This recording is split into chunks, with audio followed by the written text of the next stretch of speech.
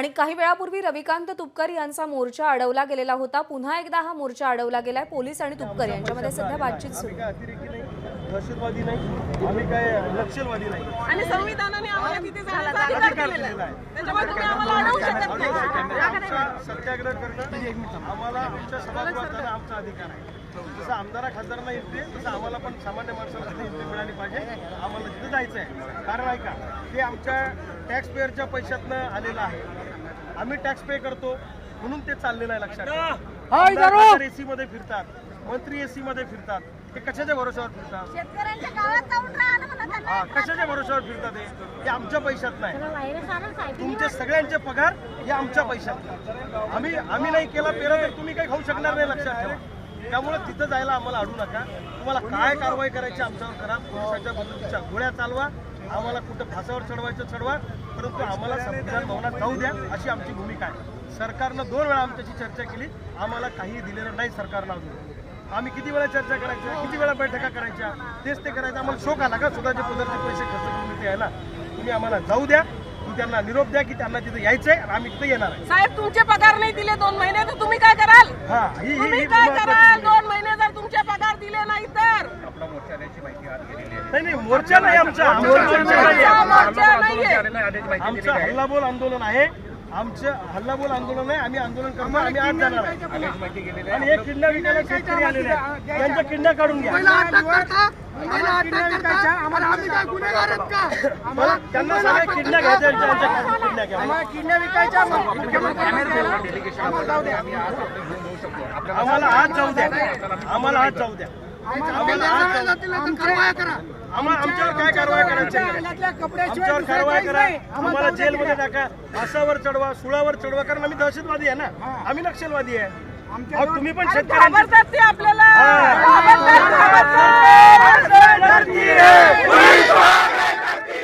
सरकार हमसे डरती है, नहीं चलेगी, नहीं चलेगी, नहीं चलेगी, नहीं चलेगी, तानाशाही नहीं चलेगी, नहीं चलेगी, नहीं चलेगी, नहीं चलेगी, दादागिरी नहीं चलेगी।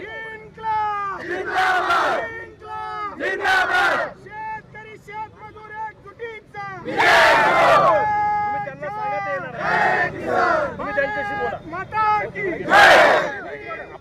जिंदाबाद,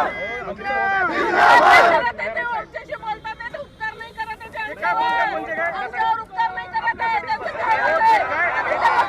म्हणजे काय करताय? त्यांचं कामच आहे आमच्याशी बोलणं, आमच्याशी बोलणं। ते काय आमच्यावर म्हणजे काय चर्चा करायला तिथे जायचं नाही म्हणून आम्हाला अधिकार आहे तिथे जायचा। काय विषय?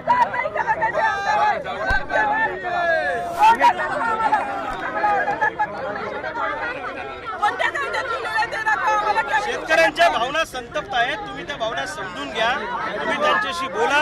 या लोकांना सगळ्यांना तिथे यायचं आहे। आम्ही काही दंगा बसात करणार नाही। हे जरा थांबा, मागे मागे सरकार, हे महिलांना लुटू नका, महिलांना लुटू नका, महिलांना मागे सरकार।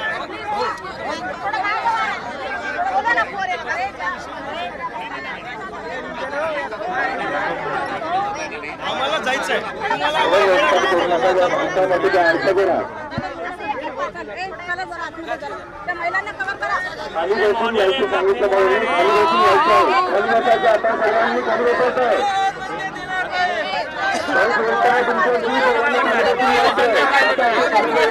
त्यांचं म्हणणं आहे तुम्ही आम्हाला अडवलं। आम्ही म्हटलं विधान भवनात जाण्याचा आम्हाला अधिकार आहे। हे विधान भवन आमच्या पैशातनं झालेलं आहे, हे विधान भवन आमच्या पैशातनं तयार झालेलं आहे। मंत्री आमच्याशी चर्चा करणार, ते काही उपकार करत नाही, त्यांना आम्ही निवडून दिलेलं आहे। आमच्या पैशातनं ते सभागृह बांधलं गेलेलं आहे। आणि कोणत्या कायद्याने तुम्ही आम्हाला अडवताय? आम्ही काय नक्षलवादी आहे? आम्ही काय दहशतवादी आहे? आम्ही काय गावगुंडा आहेत? आम्ही काय अजमल कसबच्या टोळीतले? आम्ही काय दाऊदच्या टोळीतले आहे? आम्हाला जाण्याचा अधिकार आहे आणि त्यामुळे आम्हाला कोणी अडवू शकत नाही। एका बाजूला भ्रष्टाचार करणाऱ्या मंत्र्यांना पोलीस संरक्षणात गावाकडे न्यायचं आणि न्याय मागणाऱ्या शेतकऱ्याला अडवायचं, ही सरकारची भूमिका बरोबर नाहीये। भूमिका काय आहे? आम्ही विधान भवनात जाण्यावर ठाम आहोत। आम्हाला विधान भवनात नेलं पाहिजे आणि यांनी सांगितलं ते चर्चा करायला तयार आहे। चर्चा किती वेळेस करतात ते? आम्हाला जाऊ द्या ना, फरक काय पडतो? नाही तर आम्हाला गोळा घाला, आम्हाला गोळ्या घाला, आम्हाला मारा, आमच्यावर कारवाई करा, आम्हाला फासावर चढवा, काय तुम्हाला करायचं ते करा. एरवी मरणार आहे, तेरवी मरणार आहे. सोयाबीनला भाव मागणं गुन्हा आहे का? कापसाला भाव मागणं गुन्हा आहे का? भाव पाहिजे तुम्हाला? आम्हाला सोयाबीनला कमीत कमी 9,000 रुपये भाव खासगी बाजारामध्ये स्थिर झाला पाहिजे आणि कापसाला कमीत कमी 12,500 रुपये भाव खासगी बाजारामध्ये स्थिर झाला पाहिजे अशी आमची मागणी आहे. सोयाबीन निर्यात करा, सोयाबीन आयात करू नका, तेलावरची ड्युटी वाढवा. शब्द सरकारने दिलेला आहे, सरकारने हा शब्द पाळला पाहिजे. सरकारने काय शब्द दिला तो सांगा. वाणिज्य मंत्री पियुष गोयल आणि राज्याचे उपमुख्यमंत्री माननीय देवेंद्रजी फडणवीस यांच्या अध्यक्षतेखाली सह्याद्री अतिथीगृहावर आमची 2 तास बैठक झाली. त्या बैठकीमध्ये वाणिज्य मंत्र्यांनी आम्हाला सांगितलं की आम्ही सोयाबीन एक्सपोर्ट करतो, इम्पोर्ट करणार नाही आणि तेलावरची ड्युटी आम्ही वाढवतो. या बाबतीत मी अमितभाई शहांशी बोलून हा निर्णय तातडीने घेतो, हा शब्द त्यांनी आम्हाला दिला होता. त्या घटनेला आता 9 तारखेला ती गोष्ट झाली होती. आता 9 तारखेपासून इतके दिवस झाले, अजूनपर्यंत निर्णय झाला नाही. शेतकऱ्यांचं सोयाबीन कापूस विकल्यावर तुम्ही मग न्याय देणार आहे का आम्हाला? आमची भूमिका काय चुकीची आहे? आमचं जगणं मरणं तुम्ही समजून घेणार नाहीये का?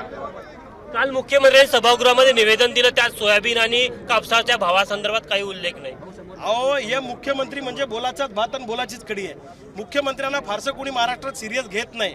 ते मुख्यमंत्री झाल्यावर म्हणले महाराष्ट्रातल्या शेतकऱ्यांच्या आत्महत्या थांबतील, एकही आत्महत्या होणार नाही. आणि हे मुख्यमंत्री झाल्यावर सगळ्यात जास्त आत्महत्या वाढल्या. हे पनवती आहे महाराष्ट्राला. असंविधानिक पद्धतीने यांनी सरकार बनवलं, त्यांच्यावर नाही कारवाई होत. तिथं कायदा मोडला गेलाय, तिथं कारवाई होत नाही. पण आमच्या सामान्य शेतकऱ्यांवर कारवाई होते. हा, इथं किडण्या विकायला शेतकरी आलेले आहेत, लिव्हर विकायला आलेले आहेत. कर्जमुक्ती हे शेतकरी म्हणतात, जर मग हे शेतकरी म्हणतात आमच्या किडण्या 75,000ला घ्या, आम्हाला कर्जमुक्त करा, आमचं लिव्हर घ्या, आमचे डोळे घ्या, पण आमचं कर्ज सरकारने फेडावं अशी यांची मागणी आहे.